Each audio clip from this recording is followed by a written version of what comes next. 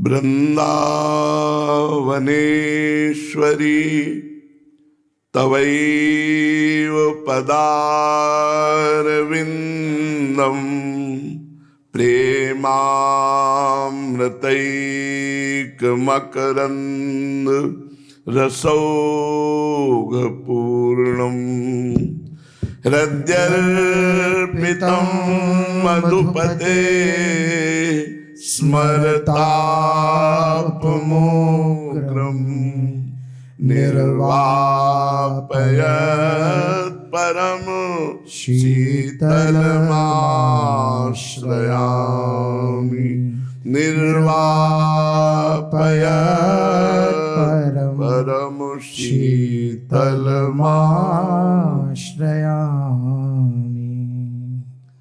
परम सच्चिदानंद घन प्रेमानंद स्वरूप नवनिभृत निकुंज महामहिम परम पावन श्री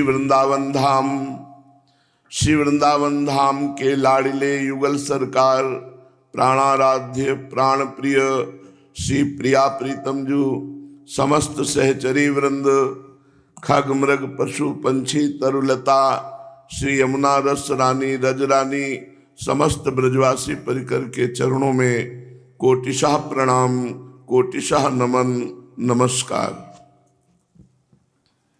राधा नाम अमृत है, ऐसा लगता है रात दिन केवल यही सुनता रहे यही गाता रहे। कलिकाल का कोई भी कुचक्र तभी प्रवेश कर पाता है हमारे हृदय में जब भगवत चिंतन रहित हृदय होता है। यदि नाम कीर्तन हो रहा है, नाम श्रवण हो रहा है तो भाव समाधि लग जाए, थोड़ा अंतःकरण पवित्र हो तो भाव समाधि लग जाए। नाम कीर्तन से बढ़कर पाप नष्ट करने वाला कोई साधन नहीं। नाम संकीर्तनम यस्य सर्व पाप प्रणाशनम, समस्त पापों का नाश, केवल पापों का नाश ही नहीं, नामी प्रभु को हृदय में प्रकाशित कर देता है नाम। और नामी प्रभु बहुत महासुख प्रदान करने वाले हैं। श्रीपाद प्रबोधानंद जी महाराज ब्रह्मबोध संपन्न महापुरुष है। ब्रह्मबोध में कितना सुख है ये केवल वही जान सकता है जिसको ब्रह्मबोध हुआ है। अखंडानंद है, लेकिन वो कसम खा के कहते हैं कि मुझे जो प्रिया प्रीतम के दर्शन में उनकी सेवा में सुख मिला वो ब्रह्मानंद में नहीं है। कह रहे शृणु भ्रातस त्वं मे ननु शपथ पूर्वं वच इदं हरेः पादौ जानन्नहि नहि किमप्यति मधुरं चमत्कारस्तवाप्यति मधुरतायाः परतरः परागे श्री वृंदा विपिनवर कंदर्प पदयो। भाई यदि मेरी बात पर विश्वास हो तो मैं कसम खा के कहता हूं, शृणु भ्रातस, हे भाई, त्वं में ननु शपथ पूर्वम वच इदम, मेरे ये वाक्य कसम खा के कहता हूं, विश्वास कर लो कि भोगों की तो बात जाने दो, ब्रह्मानंद में भी वो सुख नहीं है जो प्रियाजू की रूप माधुरी दर्शन करने में है। जो प्रिया प्रीतम की सेवा में सुख है वो ब्रह्मानंद में सुख नहीं। ये ब्रह्मानंद प्रदान करने वाले महापुरुष श्रीपाद प्रबोधानंद जी महाराज है। जो ब्रह्मबोध है इसमें मधुरिमा नहीं है, माधुर्य रस नहीं है। और श्रीपाद माधुर्य रस यहां हरिवंश महाप्रभु की कृपा से प्राप्त किए वृंदावन में। चैतन्य महाप्रभु की कृपा से वृंदावन प्राप्त हुआ और महाप्रभु हरिवंश चंद्र जी की कृपा से वृंदावन प्रेम रस प्राप्त हुआ। हमारी वाणियों में वर्णन। सबसे पहला दर्शन राजा परमानंद दास जी का श्रीपाद प्रबोधानंद जी को विश्राम घाट में हुआ। पल्ली पार ध्यानस्थ थे। श्रीपाद प्रबोधानंद जी पद यात्रा करते हुए आ रहे थे यमुना के किनारे। तो ध्यानस्थ परमानंद दास जी को देखा, हरिवंश महाप्रभु के शिष्य हैं। तो कभी अश्रु प्रवाहित हो रहे थे, कभी मुस्कुरा रहे थे, कभी रोमांच हो रहा था, कभी गंभीर मुद्रा और बाह्य शुद्धि नहीं। श्रीपाद ने विचार किया कि ये कौन सी समाधि है। संप्रज्ञात समाधि देखी, असंप्रज्ञात विचक्षणा समाधि देखी, लेकिन ये कौन सी समाधि है? ये वो समाधि जिसे स्वामी हरिदास जी महाराज कहते हैं, आओ समाधि भीतर, कहाँ? श्यामा प्यारी कुंज बिहारी के समीप। परमानंद जी डूबे हुए थे हरिवंश महाप्रभु की कृपा से, राधा वल्लभ लाल की रूप माधुरी में, लीला माधुरी में। संध्या हो गई, तब उनकी बाह्य दशा प्रकट हुई। तब उन्होंने कहा, प्रभु मैं आपसे बात करना चाहता हूं। राजा परमानंद दास जी ने कहा कि क्या बात करना चाहते हो? तो उनका एक कौन सी समाधि थी? मैं हर समाधि का ज्ञान रखने वाला हूं और स्वयं समाधिनिष्ठ हूं, पर इस समाधि का मुझे परिचय नहीं। तो उनका ये प्रेम समाधि है। इसका परिचय कैसे प्राप्त होगा? आप किसके शिष्य हैं? तो उनका हमारे गुरुदेव हरिवंश महाप्रभु की कृपा से हमें ये प्राप्त है। कहाँ मिलेंगे? उनका इस समय मानसरोवर में। महाप्रभु संध्या काल में राधा वल्लभ लाल जी की उत्थापन करके, उत्थापन सेवा, और सीधे मानसरोवर जाते थे। और मानसरोवर में श्री मान लाडली की सेवा करके फिर सीधे राधा वल्लभ जी के समीप आकर शयन कराते थे। उस समय महाप्रभु मानसरोवर में थे। श्रीपाद प्रबोधानंद जी ने मानसरोवर का परिचय पूछा और परमानंद दास जी की प्रेरणा से वो मानसरोवर पहुंचे। वो जब पहुंचे तो महाप्रभु वापस हो चुके थे, दर्शन नहीं हुए। तो सोचा आज रात्रि यहीं रुक जाए। अधिकारी थे। जे भी रात्रि के 12 बजे तो ये पहले बहुत जोर की आंधी चली, केवल उनके लिए, और नहीं चली थी, केवल उनके लिए। तो उस झंझावात में वो शांत बने रहे। थोड़ी देर में देखा फुसकारते हुए कहीं सांप, कहीं बिच्छू, ऐसे भयावह दृश्य। फिर भी वो नहीं, क्योंकि वो ब्रह्मबोध महापुरुष थे, देह भाव से अतीत। भय से तो नहीं भागे, लेकिन नूपुरों की झनकार जे ही सुनाई दी ते ही वो बेसुध हो गए, क्योंकि ये कभी सुख मिला नहीं था। बंशी की ध्वनि, नूपुरों की झनकार, ये कभी श्रीपाद को मिला नहीं था। जे ही ये माधुर्य रस, समस्त सुखों का सार बंसी जी हैं। और बंसी जी भी जहां लज्जित हो जाती हैं नूपुरों की झनकार में, वो प्रियाजू के श्री चरण नूपुर हैं। नूपुरों की झनकार सुनी, मूर्छित हो गए। शीतल मंद सुगंध वायु, वो निकुंज की वायु श्रीपाद को बेसुध कर दिया। हिम्मत नहीं रही न सुनने की न देखने की। देख तो पाया ही नहीं कुछ। आंख खुली तो फिर वहीं विश्राम घाट जहां परमानंद जी से मिले थे। उनका तो बड़ा चमत्कार, में तो मानसरोवर में बेसुध हुआ, यहां कैसे आ गया? प्रातःकालीन दिनचर्या करके, यमुना स्नान करके सीधे वृंदावन आए। पूछा हरिवंश महाप्रभु कहाँ विराजते हैं? तो कहा सेवा कुंज में। सेवा कुंज में महाप्रभु श्री लाडली जी की प्रातःकालीन सेवा दिनचर्या करके सेवकों ने कहा कोई सन्यासी महात्मा आपसे मिलना चाहते हैं।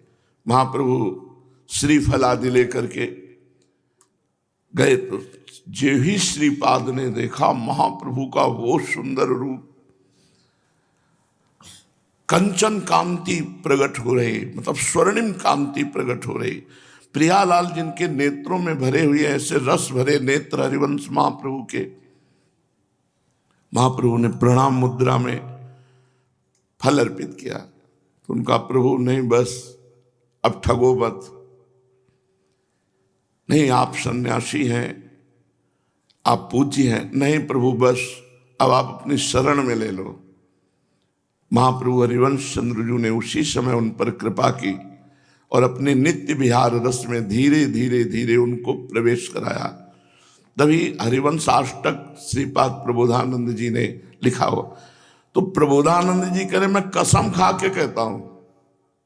अब उनके जैसे अपने तो नहीं कह सकते कि, पर अपने भी उसी मार्ग से आए हैं। वो अपने भी कसम खा के कहते हैं कि ब्रह्मानंद में वो सुख नहीं मिला जो श्यामाजू के चरणों का आश्रय लेने से मिला।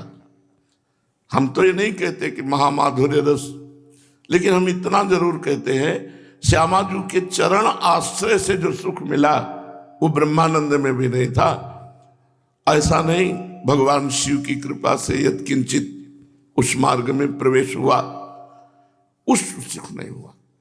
श्रीपाद कह रहे हैं, कसम खा के कहता हूं भाई, इधर उधर भटकने की जरूरत नहीं है। सबसे श्रेष्ठ सुख ब्रह्मानंद, उसमें भी मुझे वो सुख नहीं मिला जो महामाधुर्य रस वृंदावन में श्री प्रिया प्रीतम के चरणों की आराधना से मिला।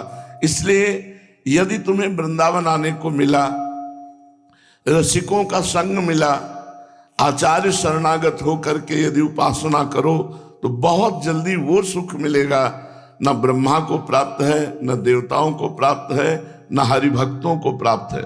न देवैर ब्रह्माद्यैर न खलु हरिभक्तैर न सुहृदा दिभिर यद्वै राधा मधुपति रहस्यम सुविदितम तयोर्दासी भूत्वा तदुपचित केली रसमहो दुरंताहा प्रत्याशा हर हर दृशोर्गोचरित। झकझोर के रख देता है हृदय को, सब ज्ञान वैराग सब एक कोने में लग जाता है। बस एकांत में प्रियाजू की रूप माधुरी गुण माधुरी का चिंतन करते हुए रोते रहो, बस इतना है।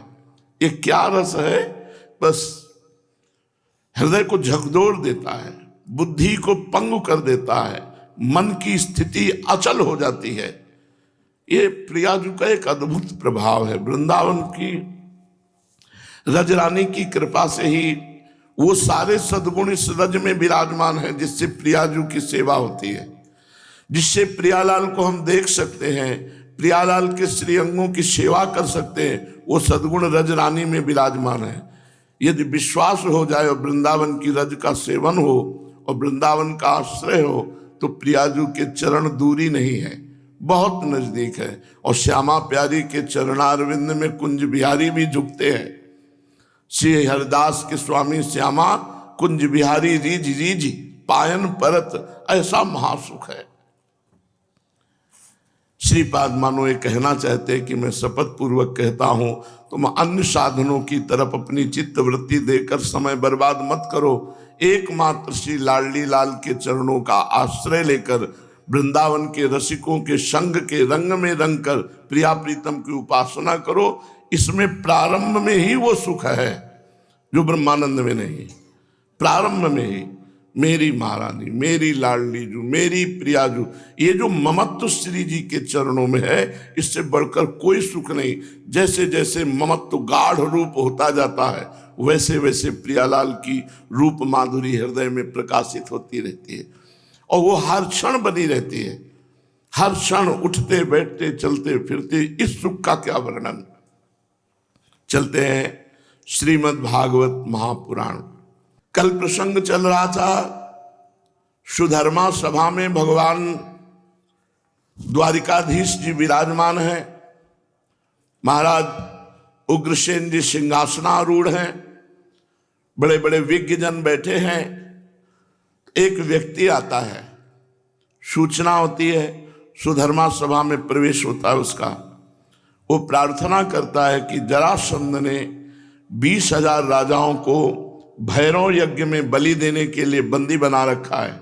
जिन राजाओं ने उस दुष्टता के सामने सर नहीं झुकाया उनको बंदी बना लिया गया। मैं उन राजाओं की तरफ से विनय करने आया हूं।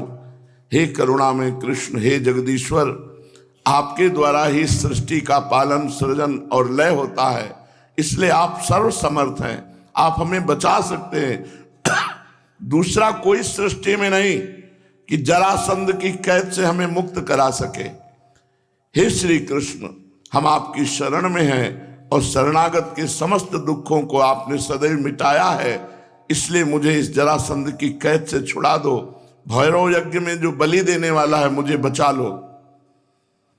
अभी ये दूत अपनी पूरी बात कह ही पाया था कि देवर्षि नारद जी आ गए और देवर्षि नारद जी ने भगवान से निवेदन किया कि कुंती पुत्र महाराज धर्मराज युधिष्ठिर राजसूय यज्ञ करना चाहते हैं और आपके दर्शन की प्रबल इच्छा है।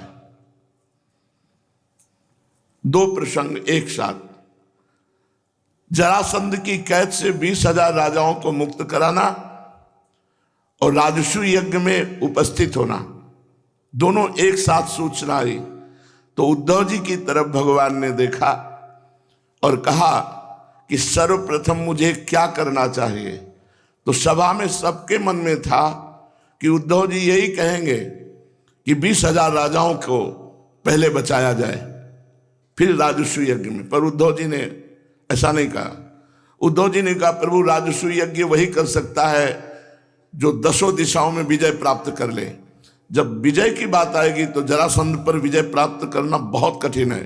तो प्रभु जरासंध का वध कराकर 20,000 राजाओं को छुड़ाना राजसूय यज्ञ की पूर्ति का कार्य होगा। इसलिए मैं समझता हूं सबसे पहले इंद्रप्रस्थ पधारना चाहिए महाराज युधिष्ठिर के पास।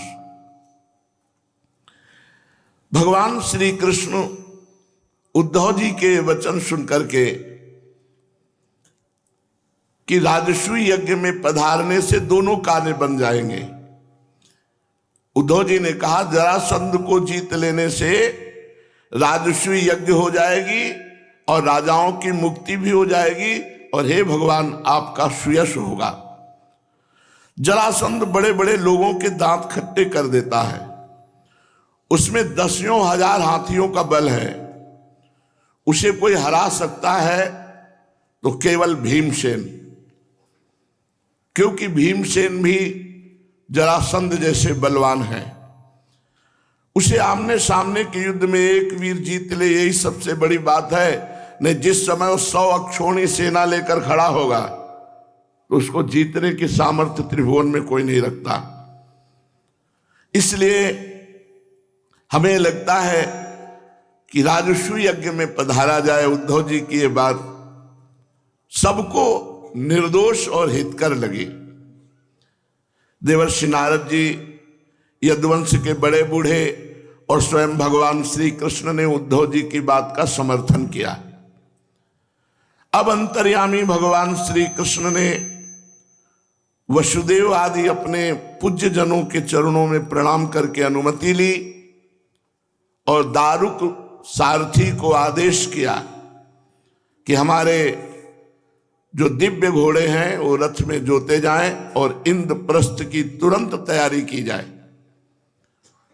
भगवान श्री कृष्ण ने यदुराज उग्रसेन और बलराम जी से आज्ञा लेकर अपने परिकर के साथ दारुक के लाए हुए गरुणध्वज रथ पर स्वयं सवार हुए। इसके बाद रथों, हाथियों, घुड़सवारों और पैदलों की भारी सेना के साथ इंद्रप्रस्थ को प्रस्थान किया। उस समय मृदंग, नगारे, ढोल, शंख, नरसिंहों की ऊंची ध्वनि से 10 दिशाएं गूंज उठी। सती शिरोमणि रुक्मिणी जी और सहस्त्रों भगवान की पत्नियां अपनी संतानों के साथ सुंदर सुंदर वस्त्राभूषण, चंदन, अंगराग, पुष्पों के हार आदि से सज धज कर पालकियों में, रथों में और सोने की बनी हुई डोलियों में भगवान श्री कृष्ण के साथ चल रही थी। घुड़सवार और पैदल सैनिक उनकी रक्षा कर रहे थे।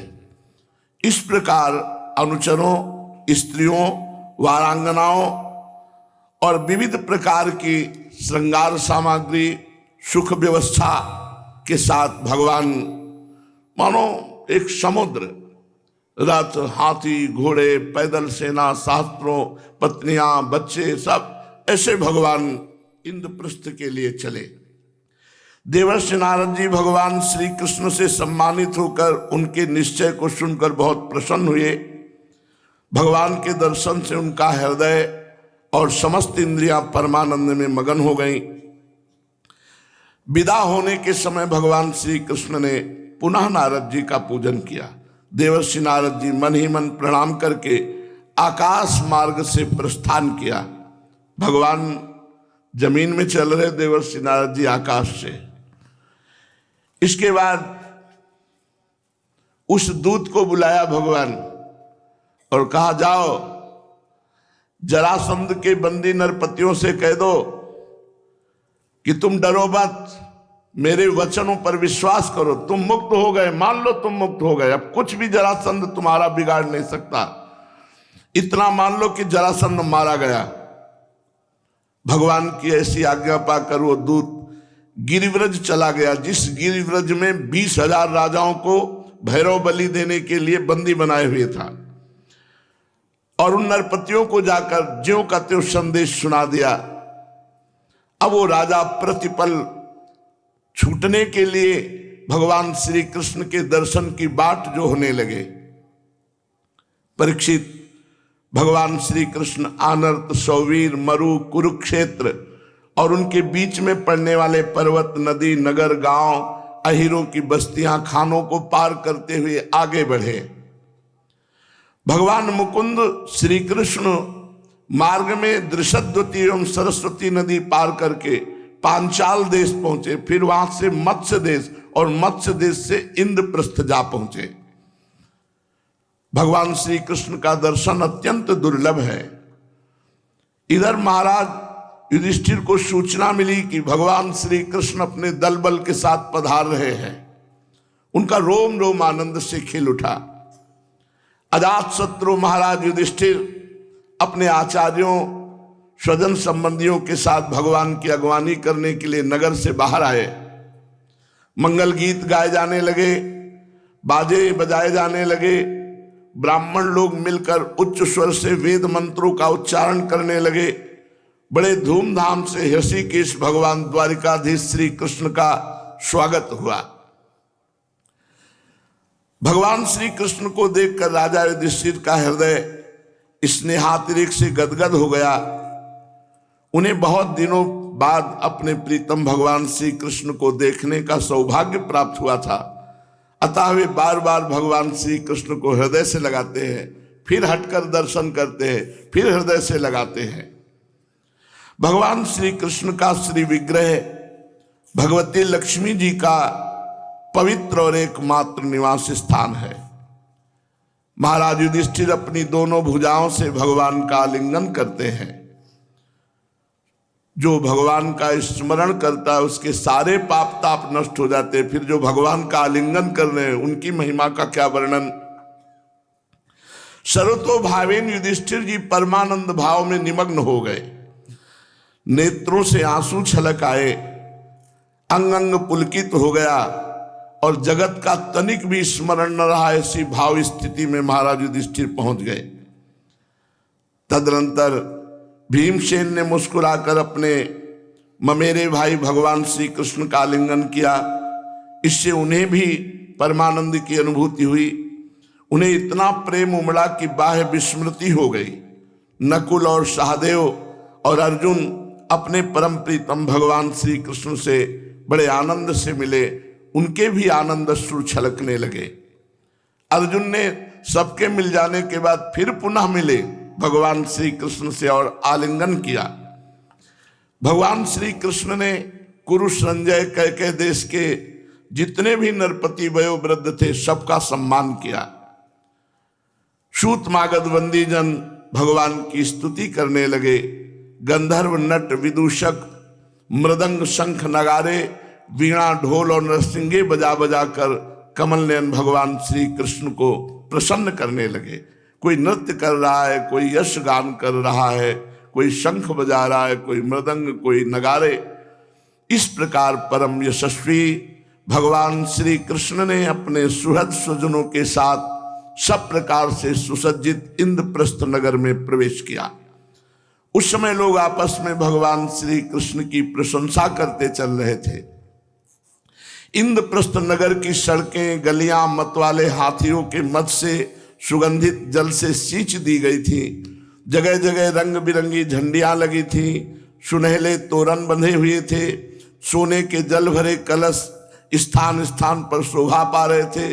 नगर के नर नारी सुंदर सुंदर वस्त्र, आभूषण, पुष्पों के हार, इत्र, फूलेल आदि से सज धज कर वहां सेवा में लग रहे थे। एक दीपावली सी सजी थी पूरी इंद्रप्रस्थ में, क्योंकि भगवान पधारे हैं। और बड़े बड़े चांदी के महल जगमग जगमग कर रहे थे। भगवान श्री कृष्ण ने इस प्रकार के दिव्य श्रृंगार से युक्त राजधानी इंद्रप्रस्थ पांडवों की देखी, आगे बढ़े। जब इंद्रप्रस्थ के नर नारियों ने सुना कि मानव नेत्र के पान पात्र अर्थात दर्शन मात्र से महासुख प्रदान करने वाले भगवान श्री कृष्ण राजपथ पर आ रहे हैं, तब उनके दर्शन के लिए भीड़ एकत्रित हो गई। इंद्रप्रस्थ के बालक, नर, नारी, बूढ़े सब भाग भाग करके भगवान की रूप माधुरी का पान कर रहे हैं।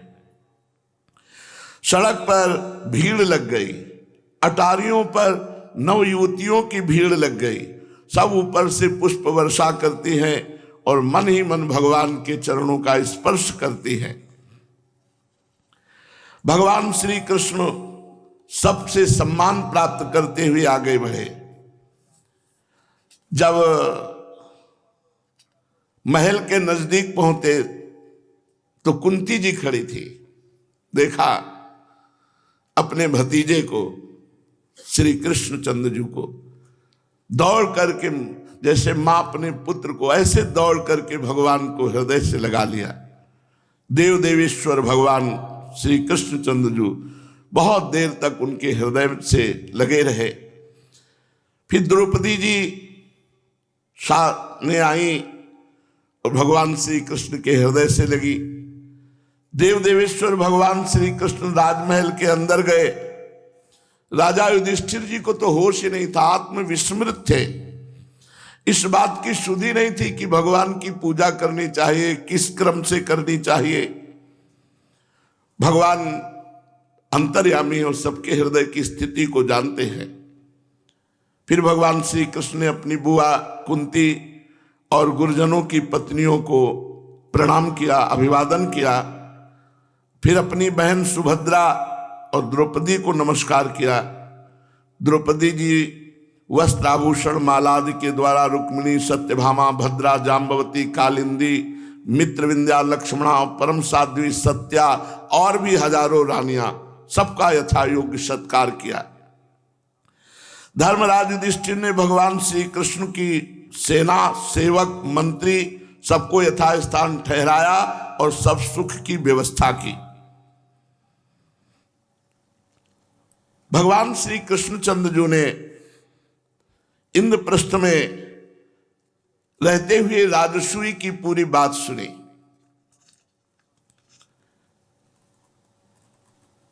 महाराज युधिष्ठिर ने कहा, गोविंद, मैं सर्वश्रेष्ठ राजसूय यज्ञ के द्वारा आपका और आपके परम पावन विभूति स्वरूप देवताओं का यजन पूजन करना चाहता हूं। प्रभु, आपकी कृपा के बिना मेरा यह संकल्प पूरा नहीं हो सकता, इसलिए इसमें आपकी कृपा अत्यंत आवश्यक है।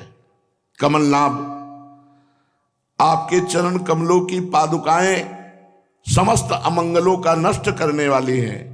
जो लोग आपके चरणों की सेवा करते हैं, आपका ध्यान करते हैं, आपका नाम जप करते हैं, वास्तव में बड़े पवित्र आत्मा महात्मा हैं। वे जन्म मृत्यु के चक्कर से छूट जाते हैं और दूसरों को भी छुड़ा देते हैं। प्रभु, यदि आपके भक्तजन सांसारिक विषयों की अभिलाषा करें तो वो तो उनके चरणों में लुटते घूमते हैं, परंतु जो आपके चरणों की शरण ग्रहण नहीं करते, उन्हें ना मुक्ति मिलती है और न सांसारिक भोग ही वो भोग पाते हैं। चिंता, क्लेश, अशांति, नाना प्रकार के दुख घेरे रहते हैं। हे देवताओं के भी आराध्य देव, मैं ये चाहता हूं कि मैं आपके चरण कमलों की शरण में हूं, तुम्हें प्रभाव दिखाता चाहता हूं कि आपके चरणों की शरण में रहने वाला के लिए कोई दुर्लभ बात नहीं। मैं राजसूय यज्ञ के द्वारा आपकी आराधना करना चाहता हूं। जो लोग आपका भजन करते हैं और जो लोग आपका भजन नहीं करते, वो देखें इस अंतर को, इस अंतर को देखें कि भजन करने वालों को क्या लाभ मिलता है, भजन न करने वालों को क्या। हम आपसे सच्ची कहते हैं, तुम पकड़ नहीं पा रहे हो। अगर तुमको धन ही चाहिए तो तुम राधा राधा राधा इस नाम को भजा लो, विश्व के सबसे बड़े धनी बन जाओगे। अब करो पाप और बनना चाहो धनी, कैसे बनोगे? खूब नाम रूपी धन कमाओ, फिर प्रभु से कहो इसके बदले में चेंज करो, हमको सांसारिक धन दे दो, मारा घूमेगा धन। करो तो तुम नाम के बदले में सांसारिक धन, अरे करके तो देखो भजन। जहां भजन करोगे तो सांसारिक धन की इच्छा ही खत्म हो जाएगी। अगर इच्छा रह जाए तो त्रिभुवन का हर सुख आपके चरणों में लौटेगा और भगवान की भी प्राप्ति होगी। प्रभु, मैं दिखाना चाहता हूं कि आपके भजन करने वाले और भजन न करने वाले में कितना अंतर है। प्रभु, मैं जानता हूं आप स्वयं ब्रह्म हैं। जैसे कल्पवृक्ष की सेवा करे तो सारी कामनाओं की पूर्ति हो जाती है, ऐसे आपके चरणों की सेवा करे तो सारी कामनाओं की पूर्ति हो जाती है।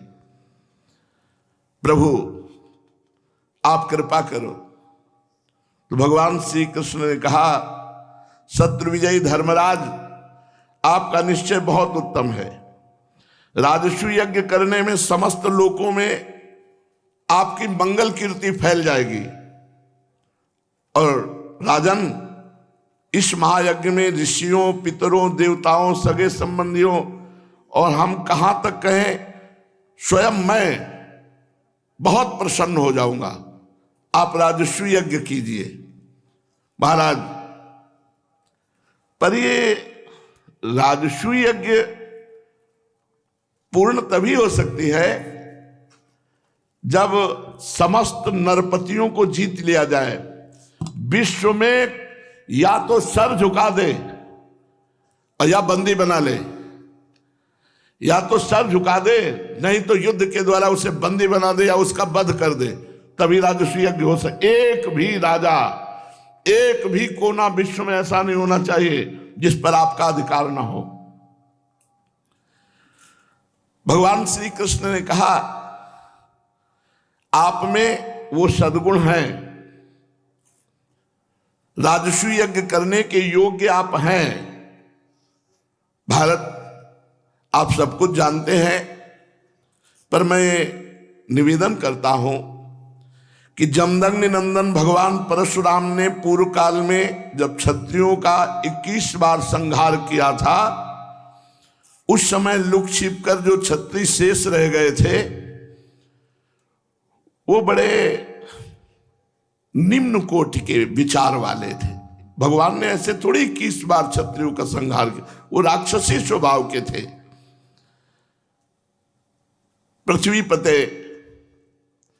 सम्राट वही होता है जो पूरे विश्व पर विजय प्राप्त करता है, और सम्राट ही राजस्व यज्ञ कर सकता है। इस समय भूमंडल में बहुत राजा हैं। अपने को सम्राट पुररवा और इक्ष्वाकु की संतान कहते हैं। पुररवा और इक्ष्वाकु के वंश में जो नरेश आजकल हैं, उनके 100 कुल विद्यमान हैं, ये मैं अच्छी तरह जानता हूं। महाराज, ययाति के कुल में भोजवंशियों का अधिक विस्तार हुआ है। भोजवंशी बढ़कर चारों दिशाओं में फैल गए हैं और अपार धन संपत्ति उनके पास है महाराज। लेकिन ये सब जीते जा सकते हैं, परंतु जरासंध को जीतना कोई खेल नहीं है। अन्य राजाओं के पास जितना वैभव है सब मिलाकर वो जरासंध की बराबरी नहीं कर सकते। जरासंध ने अपने बल पर क्षत्रिय कुलों को, उनकी राज्य लक्ष्मियों को छीनकर सम्राट पद पर बैठा हुआ है, और जब तक जरासंध पर अधिकार नहीं किया जाएगा तब तक राजस्व यज्ञ नहीं हो सकती। जरासंध मध्य भूमि का उपभोग करते हुए समस्त राजाओं पर परस्पर फूट डालने की नीति को पसंद करता है। इस समय सबसे प्रबल और उत्कृष्ट राजा इस संसार में जरासंध है महाराज। वो बहुत राजनीतिक भी है, उसको बहुत युक्तियों का ज्ञान है, इसीलिए वो सम्राट बन बैठा है। प्रतापी राजा शिशुपाल सब प्रकार से जरासंध का आश्रय लेकर ही मानो जरासंध का प्रधान सेनापति शिशुपाल और शिशुपाल महापराक्रमी है। युधिष्ठिर माया युद्ध करने वाला महाबली करुषराज दंतवक्र ये जरासंध के सामने शिष्य की भांति हाथ जोड़कर खड़ा रहता है। शिशुपाल सेनापति है, अधीन है जरासंध के, और दंतवक्र तो शिष्य की भांति खड़ा रहता है। विशालकाय अन्य दो पराक्रमी योद्धा सुप्रसिद्ध हंस और डिंभक ये महाबली जरासंध की शरण ले चुके हैं। करुष देश का राजा दंतवक्र, करभ, मेघवाहन ये बड़े बड़े राजा जरासंध के चरणों में सिर झुकाते हैं। महाराज मुर और नरक नामक देश का शासन करने वाले जो राजा हैं वो वरुण के समान, धनाध्यक्ष कुबेर के समान, ऐसे ये सब जरासंध की शरण में है। कोई ऐसा नहीं है जिसको जरासंध ने अपने अधीन न कर रखा हो। इसलिए जब तक जरासंध पर विजय प्राप्त नहीं की जा सकती तब तक ये राजर्षि यज्ञ नहीं हो सकती। दुर्योधन, भीष्म, द्रोणाचार्य, अश्वत्थामा, कृपाचार्य, कर्ण, शिशुपाल, रुक्मी, धनुर्धर एकलव्य, द्रुम, श्वेत, शैब्य, शकुनी ये जब सर झुका देंगे तभी तो राजर्षि यज्ञ होगा। एक भी कोई ऐसा नहीं होना चाहिए जो सर ऊंचा करके खड़ा हो, तभी वो राजर्षि यज्ञ कर सकता है। मैं इतना समझता हूं कि जब राजर्षि यज्ञ का संकल्प करोगे तो ये अपने आप सब सर झुका देंगे, लेकिन जरासंध नहीं। जरासंध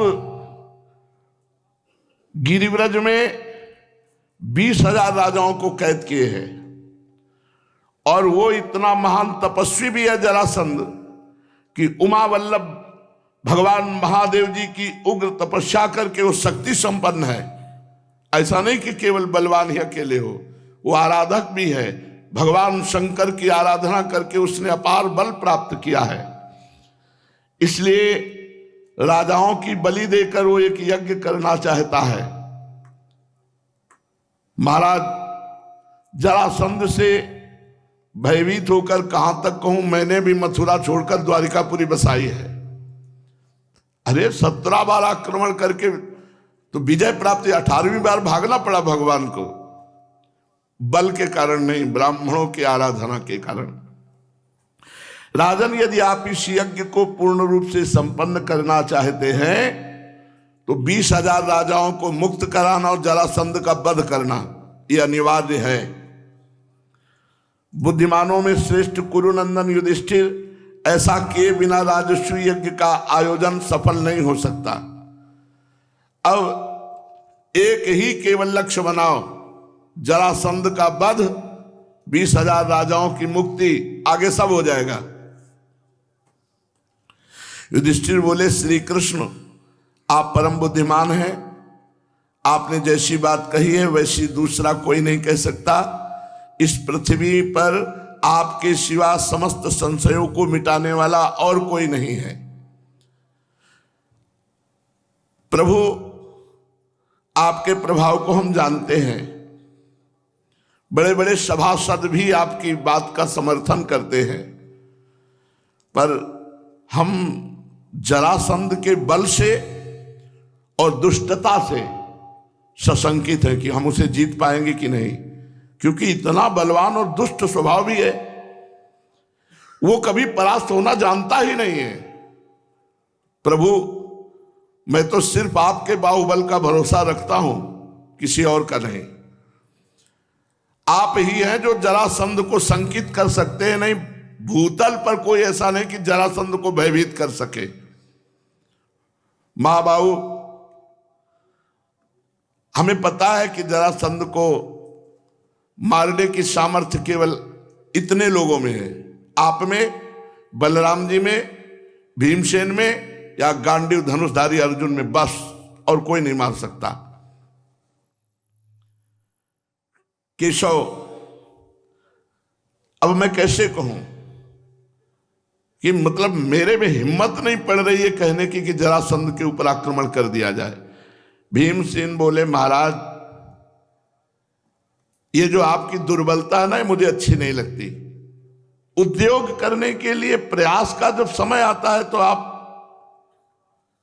अरे एक बार तो आप संकल्प कीजिए, मैं उसको मिट्टी के ढेर के समान नष्ट कर दूंगा।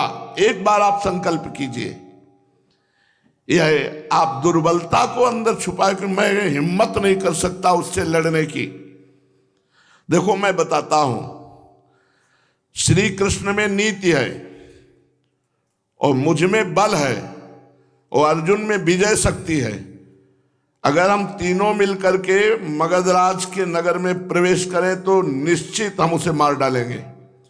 श्री कृष्ण में नीति है, मुझ में बल है और अर्जुन में विजय श्री है। जहां अर्जुन होंगे वहां विजय श्री ही है।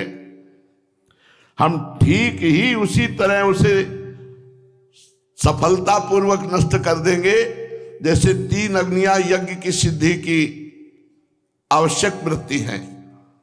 गोविंद, बस आपके बाहुबल का सहारा हो तो युधिष्ठिर सब कुछ पा सकते हैं।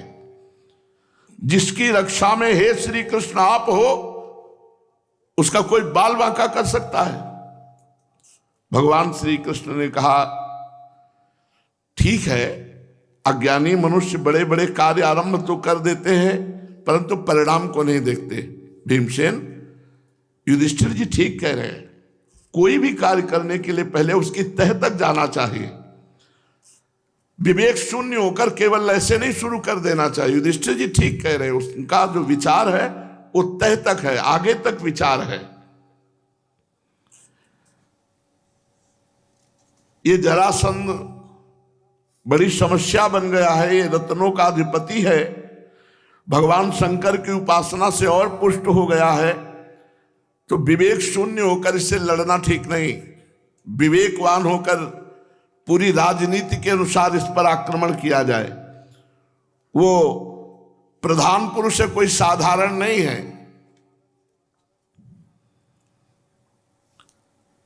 युधिष्ठिर जी बोले, मैं सम्राट के गुणों को प्राप्त करने की इच्छा रखता हूं, परंतु मैं जरासंध को परास्त करने की हिम्मत नहीं देख रहा हूं।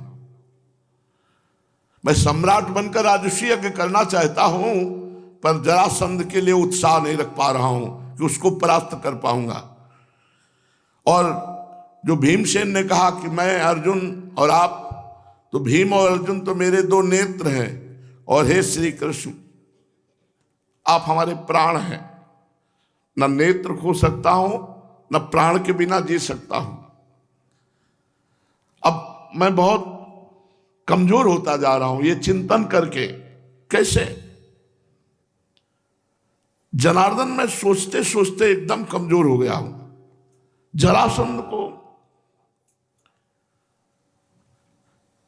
कुंती नंदन अर्जुन उत्तम गांडीव धनुष धारण करने वाले, अक्षय तूणीर वाले, ओ बोले राजन युधिष्ठिर जी से, धनुष शस्त्र बाण पराक्रम श्रेष्ठ सहायक, भूमि यश और बल की प्राप्ति बड़ी कठिनाई से होती है, पर ये दुर्लभ वस्तुएं हैं। इसका मतलब नहीं कि हम प्राप्त नहीं कर सकते, दुर्लभ है पर हम प्राप्त कर सकते हैं। महाराज, आपको इस तरह से एकदम उदास नहीं हो जाना चाहिए, क्योंकि उदासी राजा की छिद्र दोष है। अगर राजा उदास है तो ये उसका छिद्र है, शत्रु उस पर आक्रमण कर सकता है। भरत वंश में उत्पन्न कुंती जैसी माता के पुत्र अर्जुन जो बोल रहे हैं, इस बात को समझो। युधिष्ठिर जी से कहा, महाराज क्या हम लोग ये जानते हैं कि मृत्यु कब आएगी, किस दिन आएगी या रात में आएगी? क्योंकि उसके नियत समय का किसी को ज्ञान नहीं है।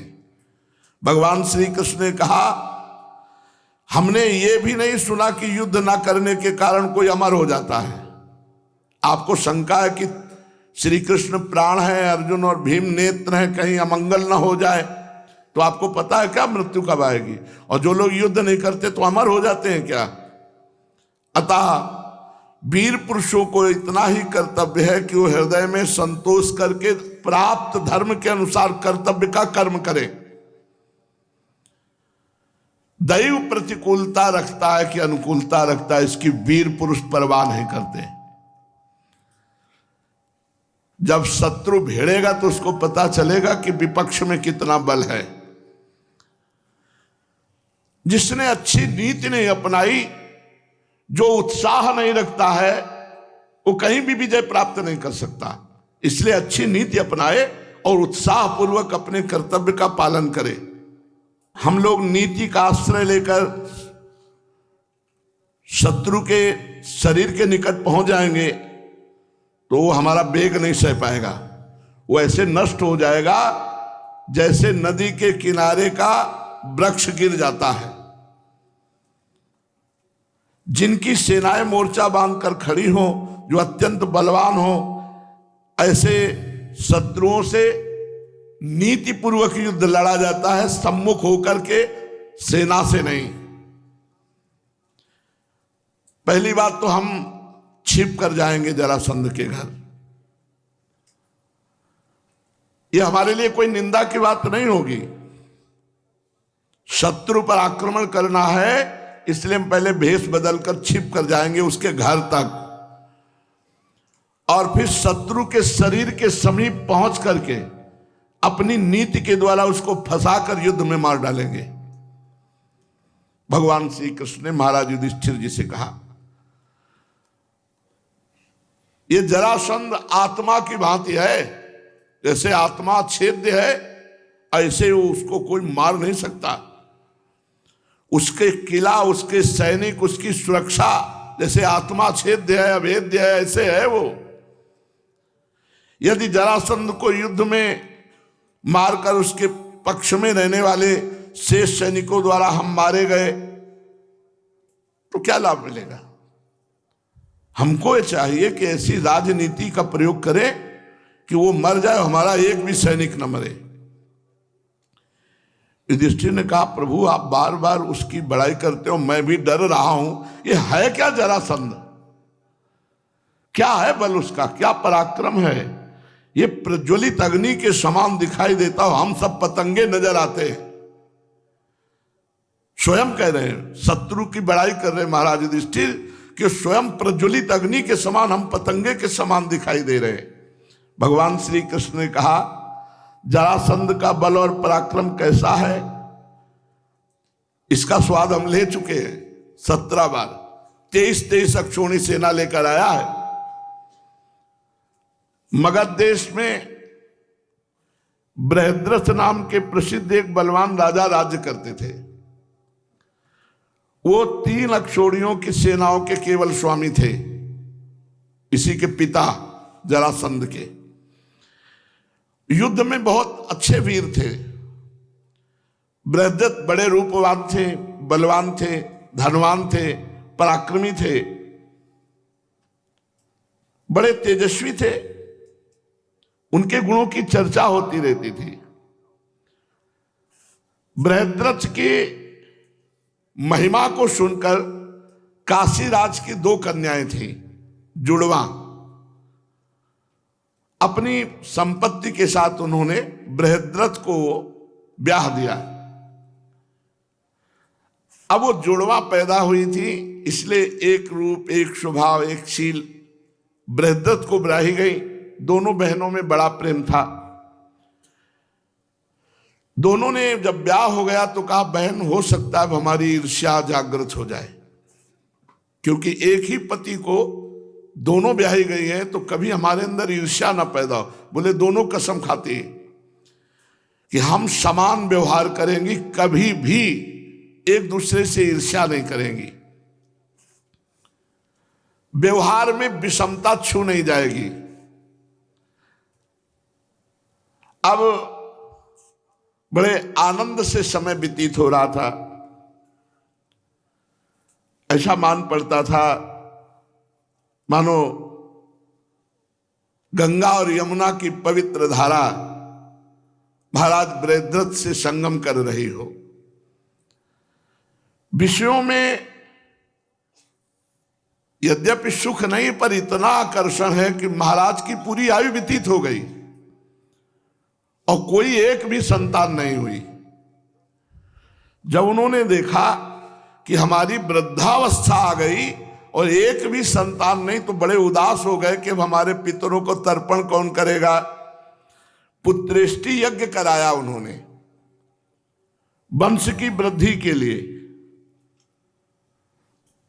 उससे भी नहीं, आप ये समझ लो कि अगर भाग्य में पुत्र नहीं तो दुनिया के सब यज्ञ करा डालो, नहीं होगा।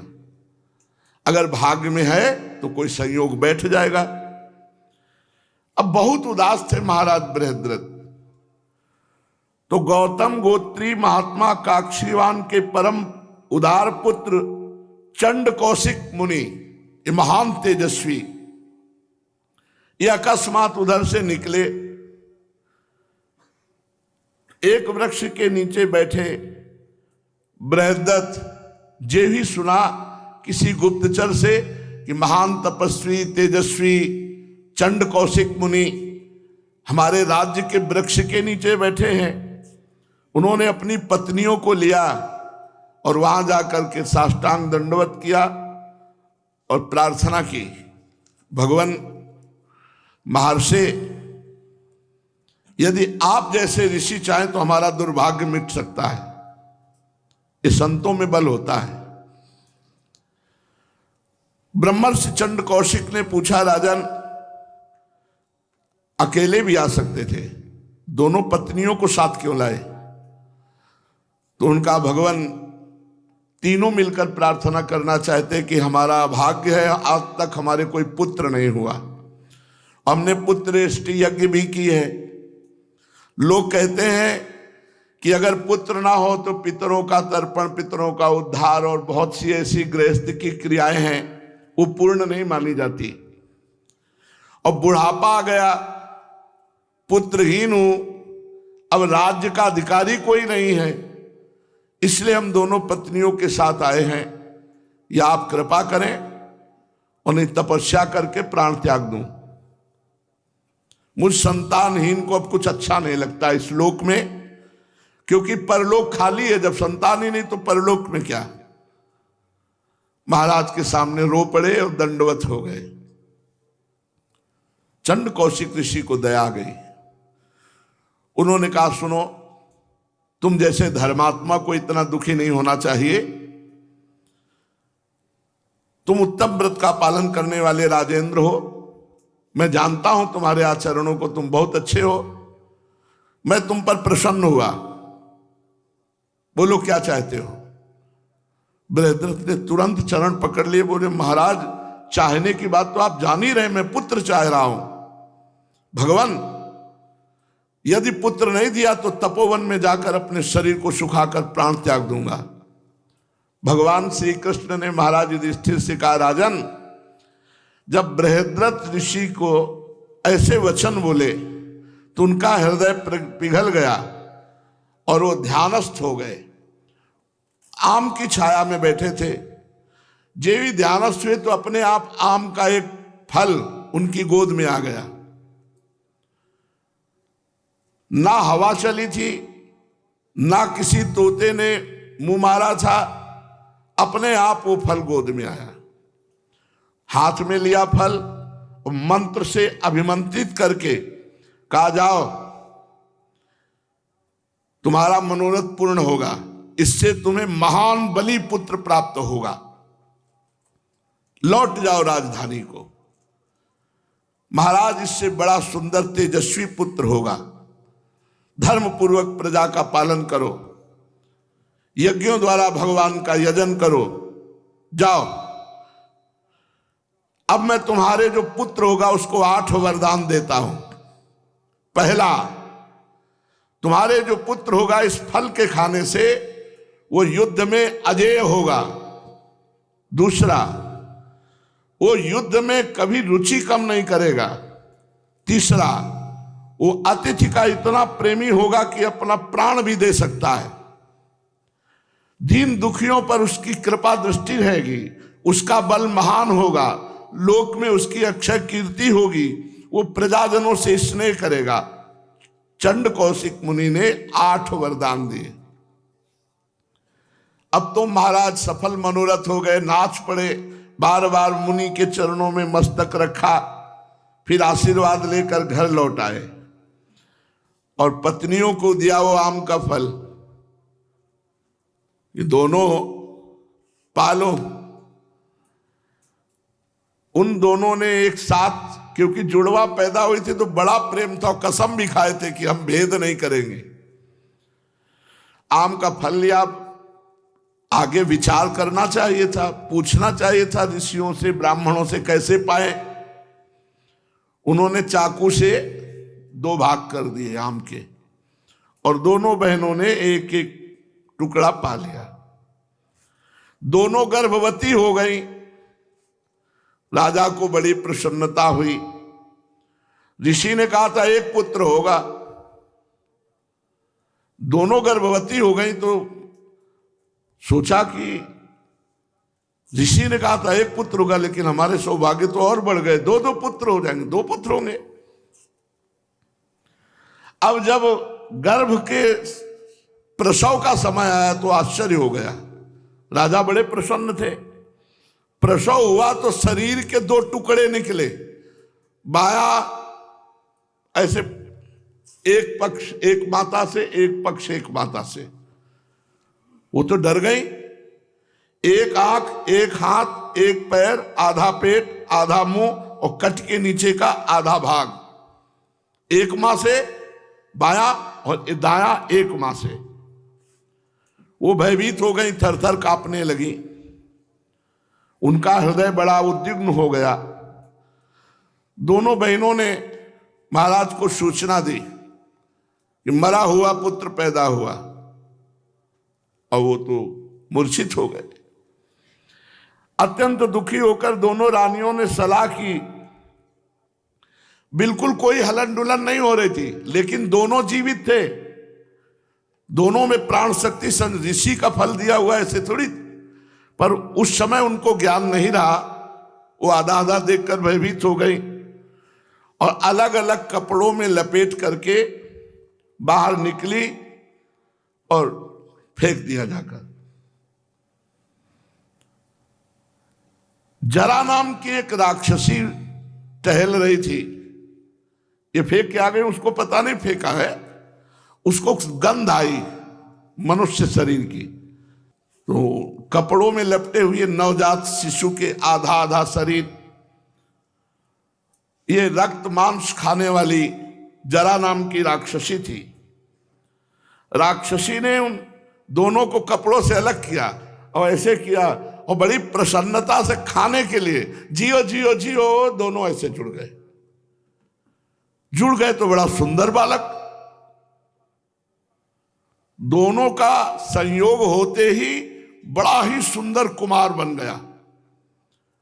अब उस राक्षसी के नेत्र आश्चर्य से खिल पड़े।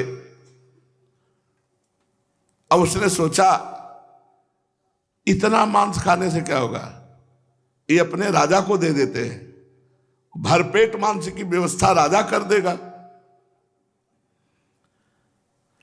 अब वो बालक ऐसे मुंह में डाल करके अंगूठा और रुदन करने लगा।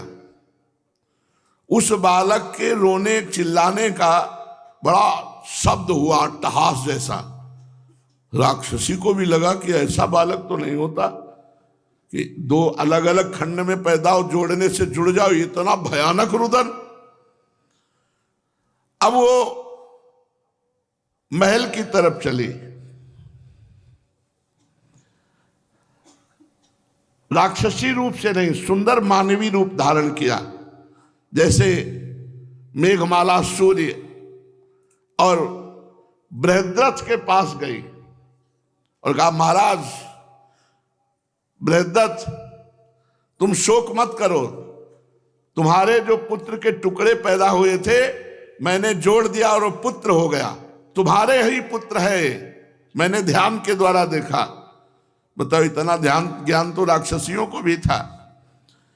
तुम इसे ग्रहण करो। मुझे पता है ब्रह्म ऋषि कौशिक मुनि के आशीर्वाद से तुम्हारी पत्नियों के गर्भ रहा, उनको ज्ञान नहीं था, इसलिए 2 टुकड़े करके आम के पाए, इसलिए 2 टुकड़े पैदा हुए। तुम्हारा ही पुत्र है, इसे स्वीकार करो।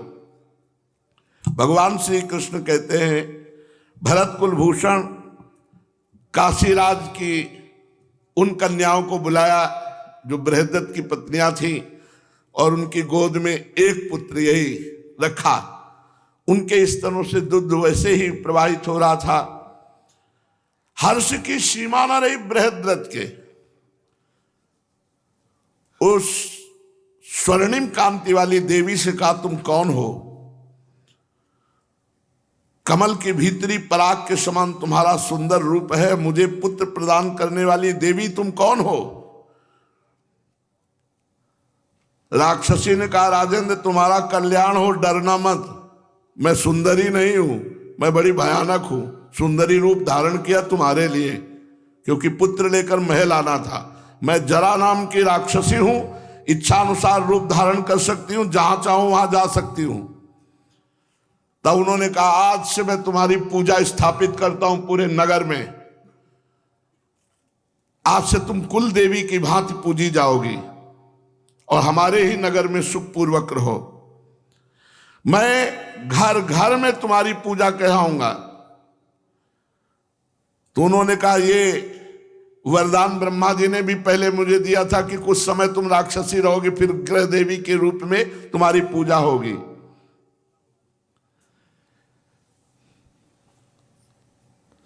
इनकी पूजा कैसे होती है? घर की दीवार में बनाया जाता है, सब बचपन में देखा था, पोत करके फिर ऐसे आकृति करके वो सब बनाया जाता है। घर की दीवारों पर चित्र अंकित किया जाता है और अनेक पुत्रों से घिरी हुई ऐसे उसमें निर्माण किया जाता है, और फिर अच्छे अच्छे भोग लगाए जाते हैं। उस पूजा के बदले मैं उस घर को सुरक्षित रखती हूं जिसके घर में पूजा होती है। मैंने तुम्हारे पुत्रों को जोड़ दिया है। टुकड़ों के जुड़ने से राजकुमार प्रकट हुआ। राजन, अब इस बालक का संस्कार करो मेरे नाम से जोड़ करके। सुमेर पर्वत को निकल जाने की शक्ति रखता है बालक। मैं देख रही हूं सुमेर पर्वत को। इस बच्चे को कोई खा सके ऐसा पैदा ही नहीं हुआ, किंतु मेरी पूजा तुम्हारे नगर में और तुम्हारे घर में भली भांति होनी चाहिए। राजा ने ऐसा कहकर जरा राक्षसी उन्हीं के सामने अंतर ध्यान हो गई। राजा उस बालक को लेकर महल में गए, जात कर्म संस्कार कराया और मगध देश में आदेश कर दिया, गृह देवी के रूप में जरा राक्षसी की पूजा होनी चाहिए। बृहद्रथ ने उस बालक का नाम ब्राह्मणों से मिलकर के रखा, क्योंकि जरा ने जोड़ा और जरा राक्षसी कह रही थी मेरे नाम से युक्त होना चाहिए, तो जरा संध, संध माने जोड़ना, जरा ने जोड़ा इसलिए जरा संध, उस बालक का नाम पड़ा जरासंध। भगवान सुना रहे महाराज युधिष्ठिर को। अब तो महातेजस्वी बालक दिन प्रतिदिन जैसे घी में आहुति दी जाए तो प्रज्वलित हो उठता है, ऐसे तेजस्वी बालक हुआ, दिनों दिन बढ़ने लगा। राजन, कुछ काल के पश्चात महातपस्वी भगवान चंड कौशिक मुनि पुनः मगध देश घूमते हुए आए। उनके आगमन से राजा बृहद्रथ को बड़ी प्रसन्नता हुई। उन्होंने राजमंत्री ब्राह्मण गौ आदि आगे करके उनका पूजन किया और समस्त राज्य खजाना कोष सब उनके चरणों में अर्पित कर दिया। राजा की ऐसी उदारता देख करके, पूजा स्वीकार करके महाराज बड़े प्रसन्न हुए और कहा, राजन, जरासंध के जन्म से लेकर अब तक सारी बातें मुझे दिव्य दृष्टि से जानकारी मिल चुकी है। सुनो, तुम्हारे पुत्र का भविष्य कैसा होगा। इसमें रूप, बल, सत्व, ओज का विशेष आविर्भाव होगा। ये पुत्र साम्राज्य लक्ष्मी से संपन्न होगा। ये महान बलवान सर्व दुखारी देवाधिदेव रुद्रदेव की आराधना करके उनका प्रत्यक्ष दर्शन पाएगा। महाराज बृहद्रथ से बहुत जरासंध के यश की बात की। तदनंतर महाराज बृहद्रथ जरासंध को राज्याभिषेक करके राजा बनाया और आप अपनी पत्नियों के साथ तपस्या करते हुए भगवत धाम वासी हुए। जरासंध ने सबसे पहले राजा बनने के बाद सबसे पहला कार्य किया देवादिदेव महादेव शंकर की आराधना। भगवान शंकर प्रकट हुए और उनसे वरदान पाया कि भगवान शंकर ही राज्य लक्ष्मी की रक्षा के लिए तुम्हें विशिष्ट बल देंगे। अब श्री कृष्ण चंद्रजू ने कंस को मारा। जरासंध की 2 पुत्रियां थी, वो कंस को ब्याही गई थी। अब वो जब विधवा हुई तो जरासंध ने इसी बात के लिए तो 18 बार आक्रमण किया था। वैर अंदर से इतना बढ़ गया था कि 99 बार गिरिव्रज से घुमाकर गदा फेंका था, मथुरा में गिरती थी आकर। वो तो कौ सुदर्शन चक्र की रक्षा थी तो गदा ऊपर ही नष्ट हो जाती थी, नहीं 99 बार ऐसी गदा फेंकी कि मथुरा चूर चूर हो जाए। गिरिव्रज से मगध देश से मथुरा 99 बार गदा घुमाकर फेंका जरासंध ने। अद्भुत कर्म करने वाला। पर वो मथुरा में कुछ इसलिए नहीं बिगाड़ पाया क्योंकि सुदर्शन चक्र भगवान श्री कृष्णचंद्र जी ने धर्मराज युधिष्ठिर को बताया कि जरासंध के मुख्य सहायक हंस और डिंभक वो यमुना जी में डूब मरे। कंस अपने सहायकों के साथ काल के गाल में चला गया। इस समय बहुत बढ़िया अवसर है कि हम जरासंध को जीत सकते हैं।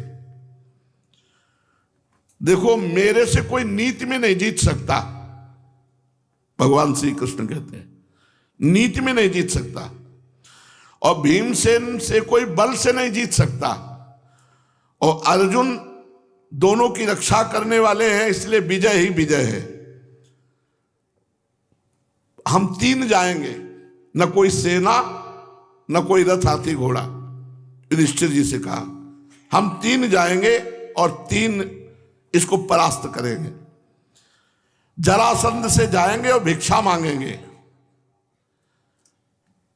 कि 3 में से किसी से द्वंद्व युद्ध कर ले। वो अपमान के भय से इसमें संदेह नहीं कि ना वो हमसे युद्ध करेगा और ना अर्जुन से करेगा, वो भीम से ही करेगा। और भीमसेन बाहुबल में इस घमंडी जरासंध का वध निश्चित कर देंगे। बाहुबल में बहुत बड़े हुए भीमसेन है। जैसे उत्पन्न हुए संपूर्ण जगत के विनाश के लिए एक यमराज काफी है, ऐसे जरासंध के लिए भीमसेन काफी है। यदि आप मेरे हृदय को जानते हैं, मुझ पर विश्वास है, तो भीमसेन और अर्जुन को धरोहर के रूप में दीजिए। जरासंध को मारकर मैं विजय प्राप्त कराऊंगा।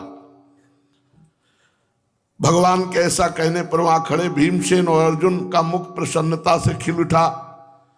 उस समय दोनों की ओर देखकर युधिष्ठिर ने इस प्रकार कहा। युधिष्ठिर जी बोले, गोविंद, अपनी मर्यादा से कभी च्युत न होने वाले शत्रुसूदन अच्युत, आप ऐसी बात ना कहें। आप पांडवों के स्वामी हैं, रक्षक हैं, हम सब लोग आपकी शरण में हैं कि आप कहते हैं अर्जुन और भीम को दे दो। प्रभु, ये तो सब आपके ही हैं। गोविंद, आप जैसा कहते हैं वो सब ठीक है। जिनकी राजलक्ष्मी विमुख हो चुकी, उनके सम्मुख आप आते ही नहीं हैं। आपके आने का मतलब है कि यश, कीर्ति, मंगल, आपकी आज्ञा के अनुसार चलने मात्र से मैं ये मानता हूं कि जरासंध मारा गया। समस्त राजा उसकी कैद से छुटकारा पा गए, मेरा राजसूय यज्ञ भी हो गया आपकी आज्ञा से। पुरुषोत्तम, आप सावधान होकर वही उपाय कीजिए जिससे ये कार्य शीघ्र ही पूरा हो जाए। जैसे धर्म, काम और अर्थ से रहित रोगातुर मनुष्य अत्यंत दुखी जीवन में हाथ धो बैठता है, उसी प्रकार इतना केवल आप जान लीजिए कि हम आप तीनों के बिना जीवित नहीं रह सकते। आप पूछेंगे तीनों के बिना कैसे, तो क्रम सुन लीजिए। श्री कृष्ण के बिना अर्जुन नहीं जीवित रह सकते, और पांडुपुत्र अर्जुन के बिना हम सब जीवित नहीं रह सकते। तो आप तीनों समझ लीजिए कि हमारे प्राण हैं, पर हमें विश्वास है कि जिसका नाम कृष्ण है उसके लिए कुछ भी अजेय नहीं है। ये भीमसेन आपके साथ रहेंगे, आप अपने शासन में रखना प्रभु, क्योंकि ये कब क्या करना चाहता है ये हम भी नहीं जान पाते हैं। चतुर सेनापतियों द्वारा अच्छी तरह से संचालित की हुई सेना जैसे विजय प्राप्त करती है, ऐसे ही श्री कृष्ण आप इसका संचालन करना भीम का।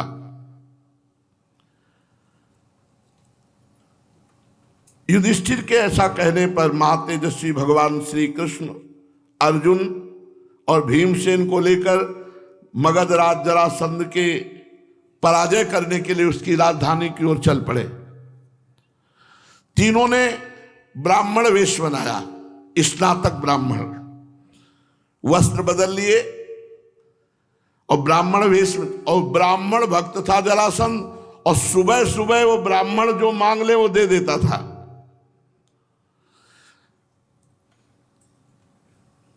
महान तेजस्वी लोग प्राणों की परवाह नहीं करते हैं। तीनों कुरु प्रदेश कुरु जंगल के बीच से रमणीय पद्म सरोवर पहुंचे, फिर कालकूट पर्वत को लांघकर गंडकी, महासोण, सदा नीरा एक पर्वतक प्रदेश में पार करते हुए आगे बढ़े।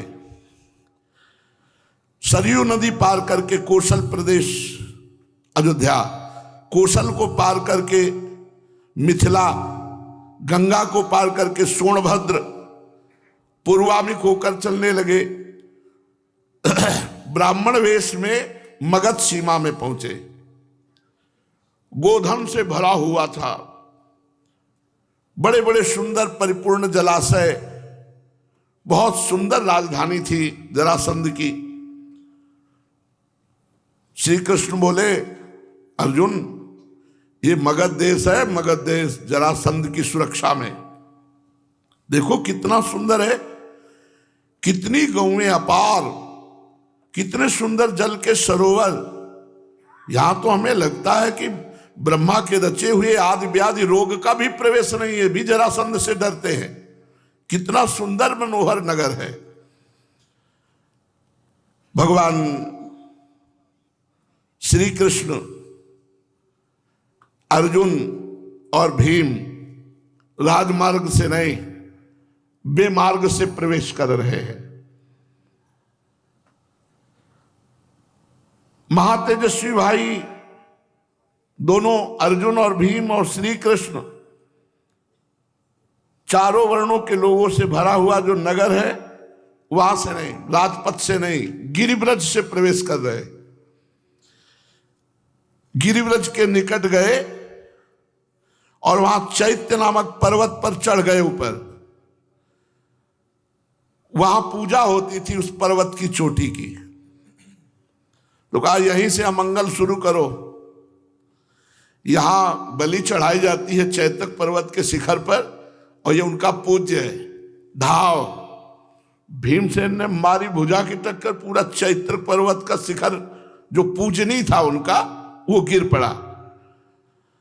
और वहां एक राक्षस के खाल से मढ़ा हुआ 3 नगाड़ा, और वो एक बार चोट हो जाए तो 3 महीने तक आवाज गूंजती रहती थी, 3 महीने तक।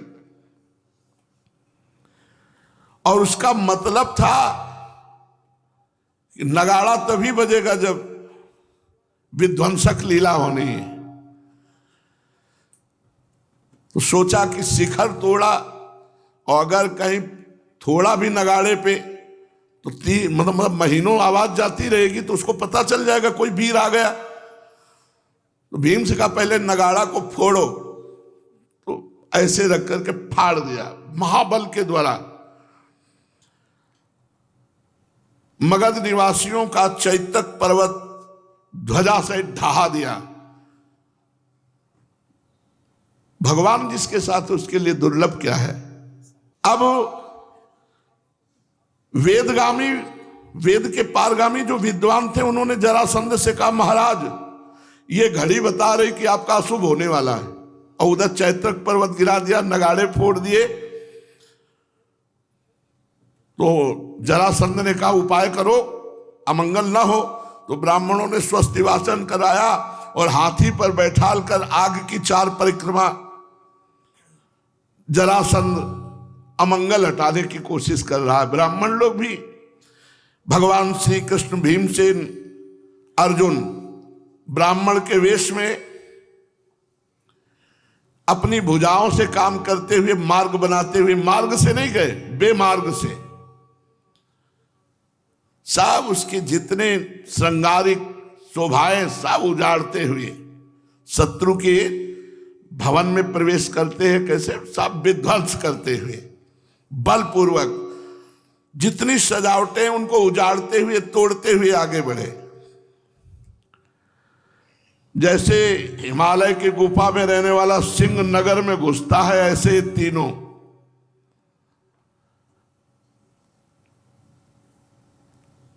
अब ब्राह्मण के वेश में है। जब देखा जरासंध ने कि ब्राह्मणों की पंक्ति में 3 ब्राह्मण अलग दिखाई दे रहे हैं, न इनका चाल ढाल रंग रूप ब्राह्मणों जैसा तो है नहीं, क्योंकि सब भुजाएं धनुष की रगड़ से,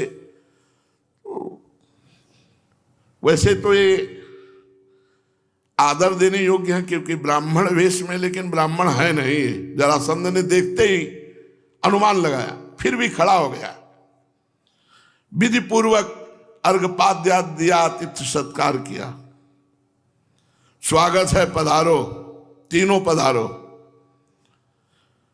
अर्जुन भीमसेन से भगवान ने कह दिया तो तुम बोलोगे नहीं, मौन रहोगे, बोलेंगे हम। महाबुद्धिमान श्री कृष्ण ने कहा राजेंद्र, ये हमारे दोनों ब्राह्मण नियम ले चुके हैं, रात के 12 बजे के बाद बोलते, इसलिए तुमसे बात करेंगे नहीं, जो बात करनी हमसे बात करो। तब राजा ने कहा नहीं, तीनों से बात करेंगे, पहले यज्ञशाला में ठहरो, रात के 12 बजने के बाद हम आएंगे और तीनों से बात करेंगे, तुम मौन ठहरा दे क्या? भाई ठहर जाए यज्ञशाला में, तीनों से फिर बात करेंगे, शेष चर्चा आगे। श्री राधा वल्लभ लाल।